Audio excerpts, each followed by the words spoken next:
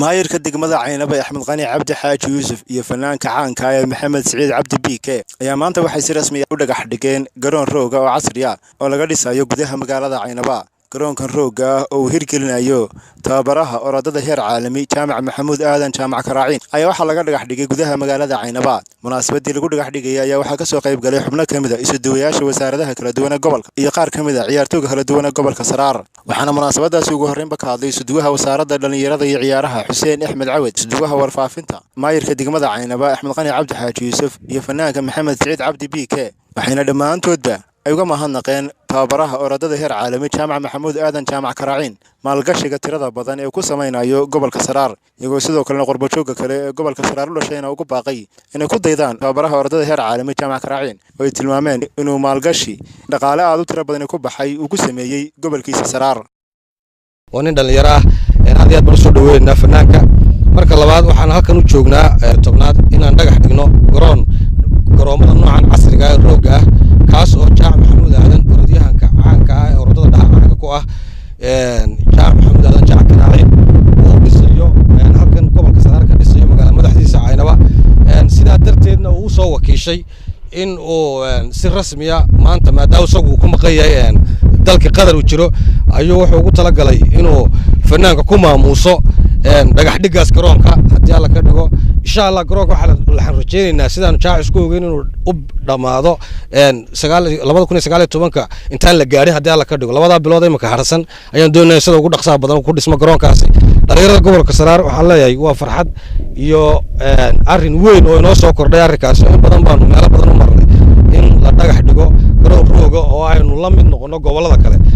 dee runtii inaga hadda marka la eego goboladii dambe la bixiyay 8 gobol dee gabiloon baa la garoon noocan oo kale Rooga imkaan dhex dhigayno. marka kii labaad baan weligeena tartan baan ku jirnay inagii gabilay. marka 6dii kale oo ka horeynaa maanta haddaan nahay bulshooyinka ku dhaqan gobolka Saraar waxaanu si weyn ugu soo dhaweynay magaalada Caynaba fanaanka caanka ah Maxamed Siciid BK. runtii bulshada gobolka Saraar si qalbi furan ugu soo dhaweysay. imika waxa ka soo baxay bandhigii uu bulshada gobolka Saraar kaga wacyigelinayay dhibaatada iyo aafada qabyaaladu leedahay.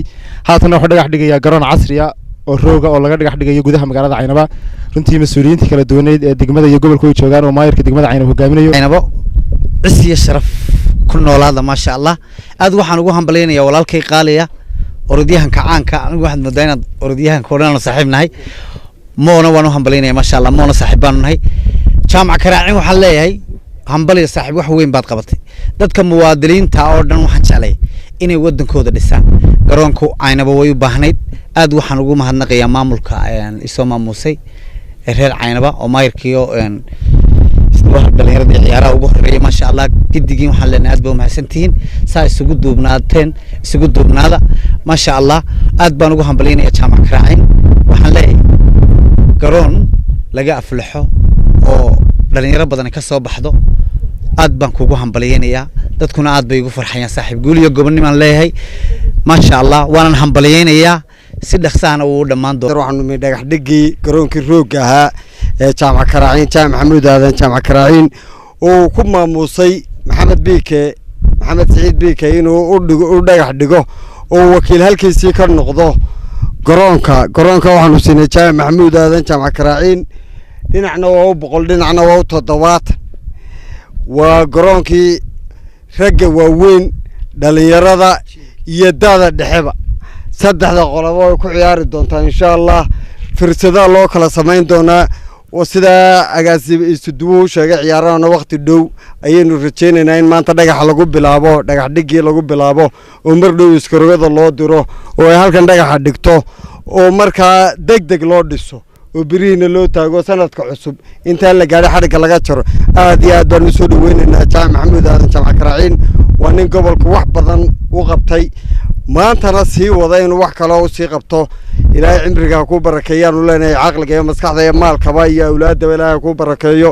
ilaahay sidaas looga baryaynaa. Jaamac Boodacade warbaahinta qaranka Soomaaliland Caynaba.